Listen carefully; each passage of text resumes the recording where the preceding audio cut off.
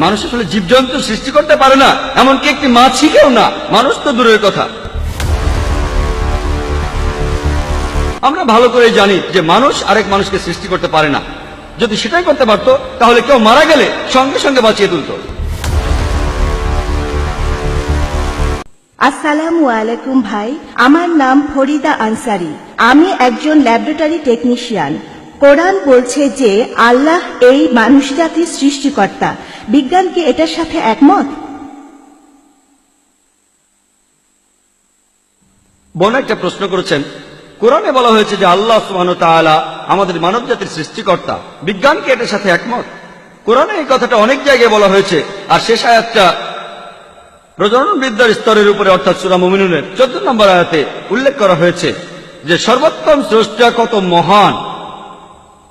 বৈজ্ঞানিকভাবে কি প্রমাণ করা যায় যে আল্লাহ আমাদের স্রষ্টা? কোরআন এর উত্তর দিয়েছে। পবিত্র কোরআনে বলা হয়েছে সূরা তুরের 35 নম্বর আয়াতে উল্লেখ করা হয়েছে, এখানে প্রশ্ন করা হচ্ছে যে তোমরা কি স্রষ্টা ব্যতীত সৃষ্টি হয়েছ? এখানে যে আরবি শব্দটা স্রষ্টাকে বোঝাতে যে আরবি শব্দটা ব্যবহার করা হয়েছে সেটা খালিক। এটার উৎপত্তি হয়েছে আরবি শব্দ খালাকা থেকে। এই খালাকা শব্দটার 4টা অর্থ আছে।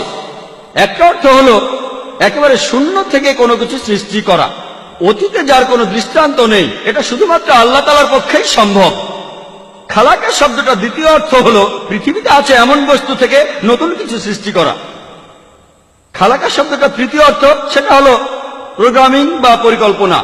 আর চতুর্থ অর্থটা হলো সহজ করে দেয়া। পবিত্র কোরআন প্রশ্ন করছে সূরা তুরের 35 নম্বর আয়াতে প্রশ্ন করা হচ্ছে, তোমরা কি স্রষ্টা ছাড়াই সৃষ্টি? খুব স্বাভাবিক যে এখানে উত্তরটা হবে না, মানুষ কোন স্রষ্টা ছাড়া সৃষ্টি হয়নি। কোরআন একবার প্রশ্ন করছে, তোমরা নিজেরাই কি স্রষ্টা? আমরা কি সৃষ্টিকর্তা? আমরা ভালো করে জানি যে মানুষ আরেক মানুষকে সৃষ্টি করতে পারে না। যদি সেটাই করতে পারত তাহলে কেউ মারা গেলে সঙ্গে সঙ্গে বাঁচিয়ে তুলত। যদি তার কোন আত্মীয় মারা যেত তাকে সঙ্গে সঙ্গে বাঁচিয়ে দিত। মানুষ আসলে জীবজন্তু সৃষ্টি করতে পারে না, এমনকি একটি মাছিকেও না, মানুষ তো দূরের কথা। এছাড়াও শরীরের অঙ্গ প্রত্যঙ্গ তৈরি করতে পারে না। ধরেন বিভিন্ন অঙ্গ প্রত্যঙ্গ যেমন টেস্টি, ওভারি, এগুলোর কারণে বংশবিস্তার হয়। যদি বলেন যে টেস্টিস, ইউটেরাস এদের কারণে বংশবৃদ্ধি হয়, তাহলে আপনাদের পূর্বপুরুষরাও আসবেন, তাদের অঙ্গ প্রত্যঙ্গ, তাদের পূর্বপুরুষ এদেরও অবদান রয়েছে। তাহলে এর উত্তর হবে না।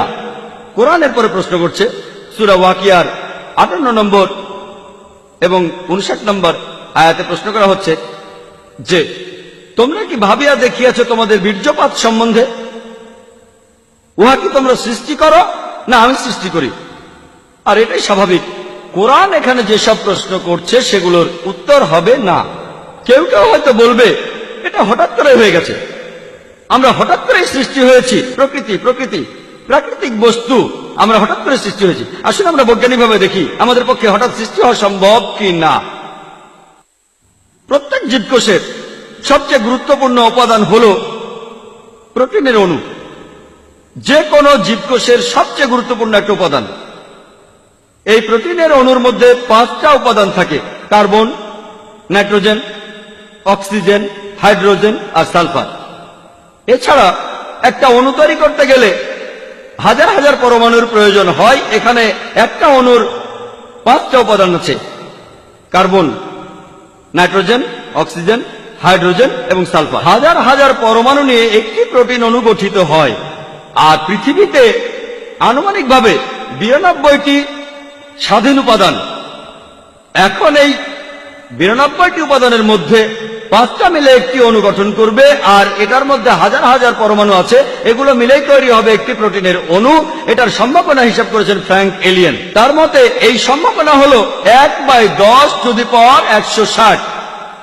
এই 1/10⁻160 সমান কত জানেন? যদি আমি বলি 1/10⁻2, 10⁻2 মানে 100, 2টা শূন্য, 1/100, এখানে সম্ভাবনা 1%।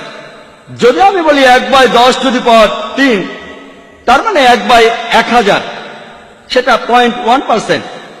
যদি আমি বলি 1/10⁻4, তার মানে 1/10,000, অর্থাৎ 0.01%। তাহলে যখন হিসাব করবেন 1/10⁻160, তার মানে 0.00000, প্রথমে 157টা শূন্য, তারপর 1। আর অঙ্কের থিওরি বলে যদি কোনো সংখ্যা 1/10⁻50 হয় তখন তাকে শূন্য বলা হয়। এরপরে এখানে বলা হয়েছে মাত্র একটা অণু নিয়ে, আর যে উপাদানগুলো দরকার একটা প্রোটিনের অণু তৈরি করতে সেটার হিসাব করেছেন আরেকজন, চার্লস গাই, যে সেক্ষেত্রে লক্ষ কোটি উপাদানের প্রয়োজন হবে আমাদের গ্যালাক্সির মতো বড়, লক্ষ লক্ষ গ্যালাক্সি প্রয়োজন হবে শুধু একটা প্রোটিনের অণু তৈরি করতে। আর এখানে চার্লস গাই প্রয়োজনের সময়টাও হিসাব করেছিলেন। এখন মাত্র একটা প্রোটিনের অণু তৈরি করতে সময় লাগবে 10⁻263 বছর। এটা কত বড় জানেন? 100,000,263 শূন্য, এই সময় লাগবে একটা প্রোটিনের অণু তৈরি করতে। আপনারা কি জানেন একটা কোষের মধ্যে কতগুলো প্রোটিনের অণু আছে? আর এছাড়াও কোষের মধ্যে কতগুলো অন্যান্য অণু আছে? আর একজন মানুষের শরীরে কতগুলো কোষ আছে? যখন কোন শিশু জন্মায় তখন তার শরীরে 600 কোটিরও বেশি কোষ থাকে। ডাক্তাররা এটা বলে থাকেন 600 কোটি। একটা প্রোটিনের অণু তৈরি হওয়ার সম্ভাবনা 1/10⁻160, আর এখানে সময় লাগবে 10⁻263 বছর। তাহলে 600 কোটি কোষ একটা শিশুর জন্য, চিন্তা করেন। আর কতজন মহিলা গর্ভবতী? একই সাথে লক্ষ লক্ষ মহিলা গর্ভবতী, আর সময় লাগে মাত্র 9 মাস। হঠাৎ করে মিলে যাওয়ার সম্ভাবনা 000, কোনো সম্ভাবনাই নেই। এই সৃষ্টি হঠাৎ করে হতে পারে না, অবশ্যই কেউ একজন সবকিছু তৈরি করছেন। বিজ্ঞান আমাদের বলে যে কেউ একজন অবশ্যই আছে, কোন অতিপ্রাকৃত শক্তি। তাই আমি আগেই বলেছি যে বিজ্ঞান ঈশ্বরকে বাতিল করছে না, ঈশ্বরের কিছু ধারণাকে বাতিল করছে। লা ইলাহা ইল্লাল্লাহ। আশা করি উত্তরটা পেয়েছেন।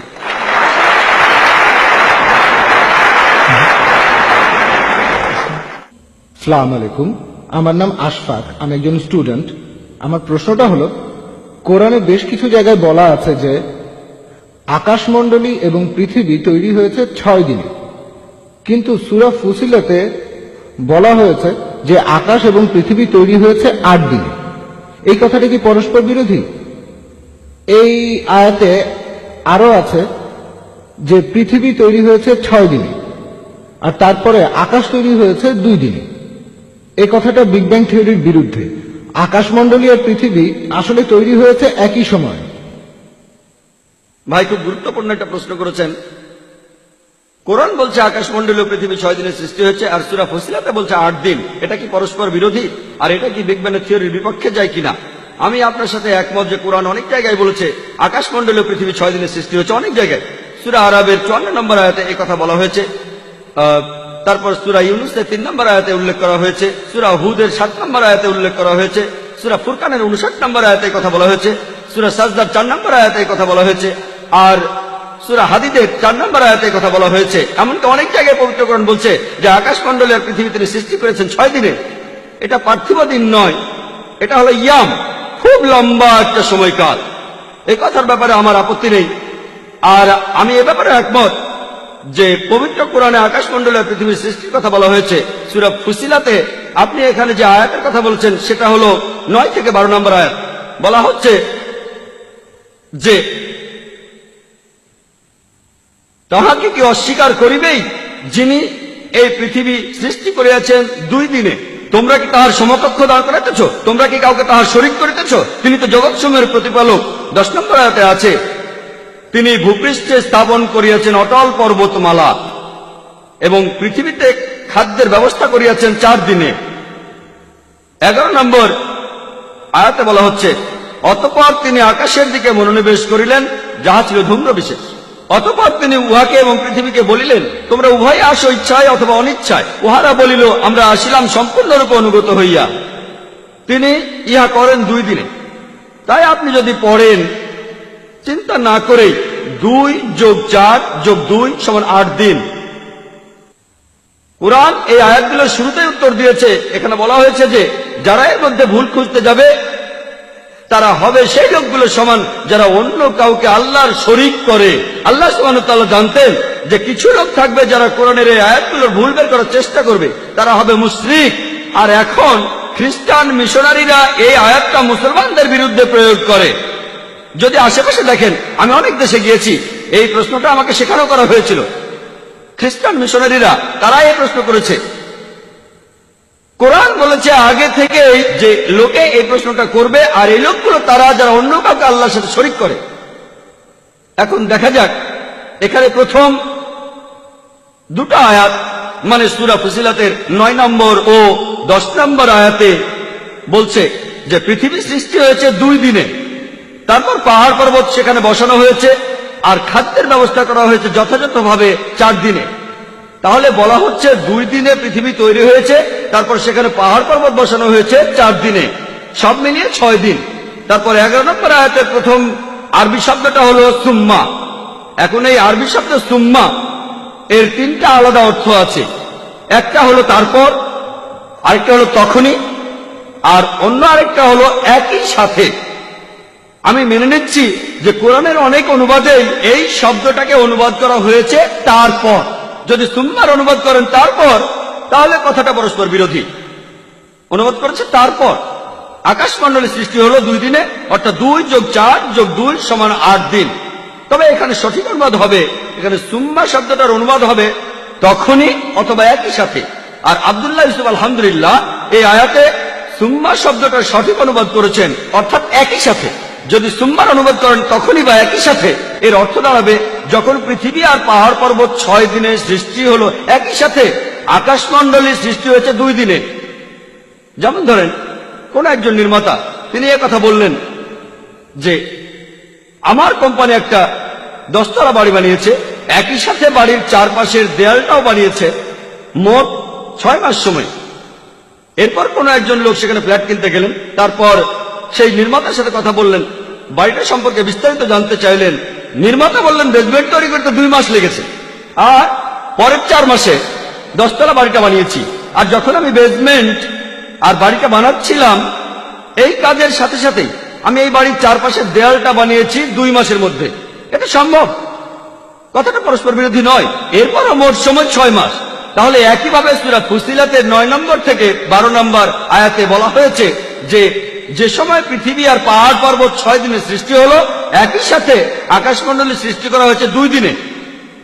এটা পরস্পর বিরোধী নয়। আর একইভাবে যদি অনুবাদ করেন তারপর, কথাটা বিজ্ঞানসম্মত হয় না, কারণ পৃথিবী আগে সৃষ্টি করা হয়েছে, তারপরে পাহাড় পর্বত, এটা পরস্পর বিরোধী। এছাড়াও পবিত্র কোরআনে সূরা বাকারার 29 নম্বর আয়াতে বলা হয়েছে যে আল্লাহ পৃথিবী সৃষ্টি করেছেন সুম্মা আকাশমণ্ডলী। তবে দুর্ভাগ্যজনক ভাবে আব্দুল্লাহ ইউসুফ আলী এখানে সুম্মার অনুবাদ করেছেন তারপর। আর কোরআনে সূরা বাকারার 29 নম্বর আয়াতে তিনি সুম্মা শব্দের অনুবাদ করেছেন তারপর। আল্লাহ পৃথিবী সৃষ্টি করেছেন, তারপর আকাশমণ্ডলী, তখন এটা পরস্পর বিরোধী। এখানে সুম্মা শব্দটা সঠিক অনুবাদ হবে তখনই বা একই সাথে। যদি অনুবাদ করেন একই সাথে, তাহলে কথাটা পরস্পর বিরোধী নয়, কারণ বিজ্ঞানের থিওরি আমাদের বলে যে আকাশ আর পৃথিবী একই সাথে সৃষ্টি হয়েছে। আর সেজন্যই কোরআনে, পবিত্র কোরআনে অনেক জায়গায় আছে আমি আকাশমণ্ডলী ও পৃথিবী তৈরি করলাম, আরেক জায়গায় বলা হচ্ছে আমি পৃথিবী ও আকাশ তৈরি করলাম। সবশেষে আমি পবিত্র কোরআনে সূরা আম্বিয়া 30 নম্বর আয়াতের কথাটা উল্লেখ করছি। আওয়ালাম ইয়ারাল্লাযীনা কাফারু আন্না সামাওয়াতি ওয়াল আরদা কানাত রাতকান ফাতাকনাহুমা। অবিশ্বাসীরা কি ভাবিয়া দেখে না আকাশমণ্ডলী ও পৃথিবী মিশিয়া ছিল, আমি উভয়কে পৃথক করিলাম।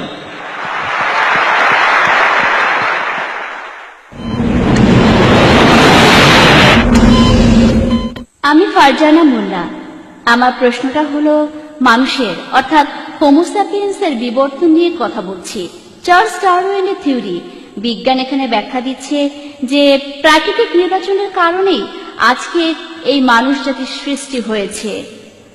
এখন ইসলামী বিশ্বাসের সাথে এই মতবাদটা পরস্পর বিরোধী হয়ে যাচ্ছে যে আমরা সবাই আদম আলাইহিস সালামের সন্তান। এখন এটা কিভাবে ব্যাখ্যা করা যায়? প্রশ্নটা খুবই গুরুত্বপূর্ণ। আমার কোন বক্তৃতা, পুরাণ আধুনিক বিজ্ঞান নিয়ে কোন বক্তৃতা এই প্রশ্নটা ছাড়া সম্পূর্ণ হয় না। আমি এই বিষয়ে কথা বলেছি অনেক জায়গায়, কানাডায়, আমেরিকায়, ইংল্যান্ডে, সৌদি আরবে। কখনোই এই বিষয়টা সম্পূর্ণ হয় না, আর প্রশ্নোত্তর পর্ব সম্পূর্ণ হয় না এই প্রশ্নটা ছাড়া, অর্থাৎ theory of evolution. Charles Darwin বোন প্রশ্ন করলেন কিভাবে আমি কোরআনকে ডারউইনের বিবর্তনের মতবাদের সাথে মেলাবো। বোন, আমি এখন পর্যন্ত এমন কোন বই পড়িনি যেটা বলছে বিবর্তনবাদের ফ্যাক্ট। সব বই বলছে বিবর্তনবাদের থিওরি। আমি এখন পর্যন্ত এমন কোন বই দেখিনি যেটা বলছে বিবর্তনবাদের ফ্যাক্ট। যদি আপনি ডারউইনের বইটা পড়েন, the origin of the species, বলা হয়েছে যে চার্লস ডারউইন একটা দ্বীপে গিয়েছিলেন যার নাম গ্যালাপেগোস। তার জাহাজটার নাম ছিল HMS বিগল। আর তিনি দেখলেন সেখানে পাখি খুঁটে খুঁটে খাবার খাচ্ছে। পাখিগুলোর খোঁটাখুটির উপর নির্ভর করে তাদের ঠোঁট লম্বা আর ছোট হয়। এই পর্যবেক্ষণটা একটা প্রাণীর উপর করা হয়েছে, অনেক রকম প্রাণী নয়। চার্লস ডারউইন তার বন্ধু থমাস থমটনকে একটা চিঠি লিখেছিলেন 1861 সালে যে আমি প্রাকৃতিক নির্বাচনে বিশ্বাস করি না। আপনি এই শব্দটাই বললেন। আমি বিবর্তনবাদের থিওরিতে বিশ্বাস করি না, কারণ আমার কাছে কোনো প্রমাণ নেই। আমি শুধু এই জন্যই বিশ্বাস করছি কারণ এই থিওরির সাহায্যে আমি ব্যাখ্যা করতে পারবো, প্রজনন তত্ত্ব, শরীর তত্ত্ব ইত্যাদি ব্যাখ্যা দিতে পারবো। চার্লস ডারউইন নিজেই বলেছেন এখানে অনেক ফাঁক আছে। তিনিও একমত না। তিনি নিজেই বলেছেন এখানে অনেক ফাঁক আছে। আর দেখবেন ঠাট্টা করে কখনো বলা হয় তুমি যদি ডারউইনের সময় পৃথিবীতে থাকতে থিওরিটা প্রমাণ হয়ে যেত। তাকে ঠাট্টা করে বলা হচ্ছে বাঁদরের মতো দেখতে। আমরাই ঠাট্টা করে থাকি। এখন এই থিওরি পৃথিবীর অনেক জায়গায় মনে করা হয় আসলে এটা সত্যি। কারণটা জানেন? আমি স্কুলে ডারউইনের থিওরি পড়েছি, এমনকি এখনো পড়ানো হয়। এখানে কারণটা কি বলতে পারেন? এখানে কারণটা হলো আপনারা যদি চার্চগুলোকে খেয়াল করেন, চার্চগুলো আগে ছিল বিজ্ঞানের বিরুদ্ধে। আর আপনারা জানেন তারা গ্যালিলিওকে মৃত্যুদণ্ড দিয়েছিল। গ্যালিলিওকে তারা মৃত্যুদণ্ড দিয়েছিল কেন? কারণ তিনি জ্যোতির্বিদ্যা সম্পর্কে এমন কথা বলেছিলেন যা বাইবেলের বিরুদ্ধে যায়, তাই তারা তাকে মৃত্যুদণ্ড দিয়েছিল। এখন পোপ ক্ষমা প্রার্থনা করেন। তাই চার্লস ডারউইন যে থিওরির কথা বললেন সেটা যখন বাইবেলের বিরুদ্ধে গেল, বিজ্ঞানীরা তারা এখানে কোনো প্রমাণ দেখতে চাইল না। আমার শত্রুর শত্রু আসলে আমার বন্ধু।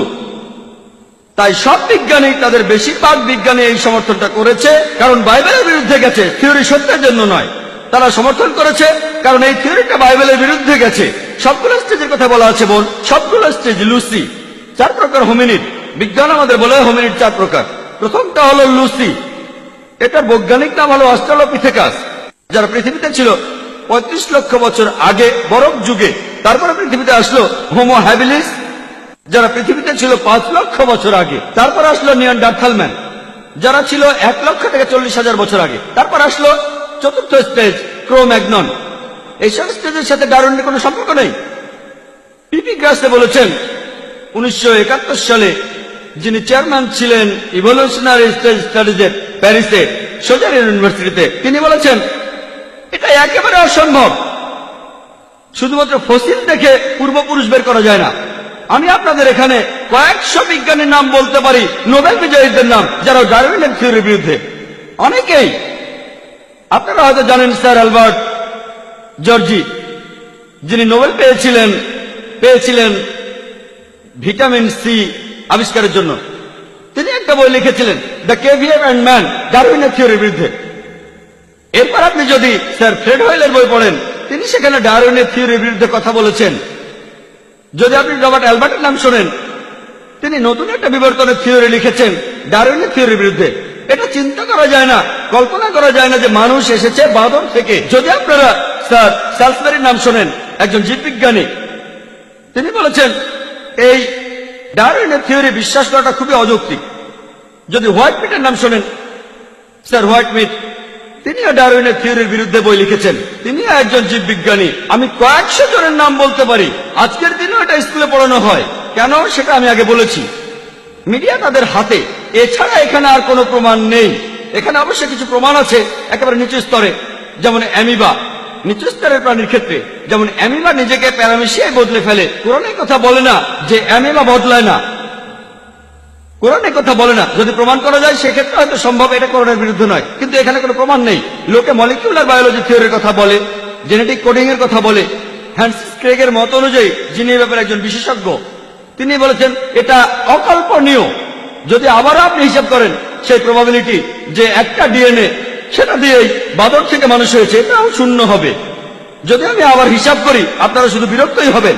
আপনাদের একটা প্রোটিন অণুর হিসাব দেখিয়েছিলাম, হিসাবটা এরকম হবে, একটা ডিএনএ এটা আসলে কোনোভাবেই সম্ভব নয়। আপনারা জানেন নতুন একটা থিওরি এসেছে যে সমকামিতা জিনের মধ্যেই আছে। আমি খবরটা পড়েছিলাম টাইমস অফ ইন্ডিয়ায়। আমি ভেবেছিলাম এবারে আমি যখন রবিবারে আবার আমার পরের লেকচারটা দেব, আমাকে এই প্রশ্নটা তখন করা হবে, যদি সমকামিতা জিনের মধ্যেই থাকে আল্লাহ আমাদের কেন দোষ দেবেন? কোরআন সমকামিতার বিরুদ্ধে কথা বলেছে। আমি বললাম যে এটা আসলে থিওরি, অপেক্ষা করুন প্রমাণিত হোক, এখনই মন্তব্য করবেন না। এরপর মাত্র কয়েক মাস পরেই দেখা গেল এই থিওরিটা ভুল প্রমাণিত হলো। আর যে লোক এই থিওরির কথা বলেছিল যে সমকামিতার জিনেই আছে, সে নিজেই একজন সমকামী। সেজন্যই বলেছি আমি কথা বলবো বিজ্ঞানের প্রতিষ্ঠিত সত্য নিয়ে, থিওরি আর অনুমান নিয়ে নয়।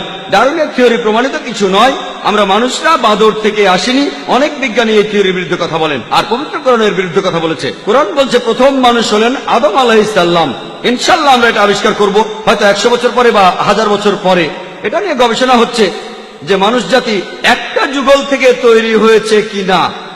তবে এটা শুধু থিওরি, এটা কোরআনের আয়াতও আছে যে মানুষ জাতি তৈরি হয়েছে একটি যুগল থেকে, পুরুষ ও নারী। এটা শুধুই থিওরি, তাই এটার কথা আমার লেকচারে বলিনি। ইনশাআল্লাহ এটা প্রতিষ্ঠিত হবে 50 বছর পরে বা 100 বছর পরে। সেদিন আমরা জানবো কোরআন বিজ্ঞানের কথাই বলছে, পরস্পর বিরোধী কিছু নয়, বিজ্ঞানের প্রতিষ্ঠিত সত্যের সঙ্গে অসামঞ্জস্যপূর্ণ কিছু নয়। আশা করি উত্তর পেয়েছেন।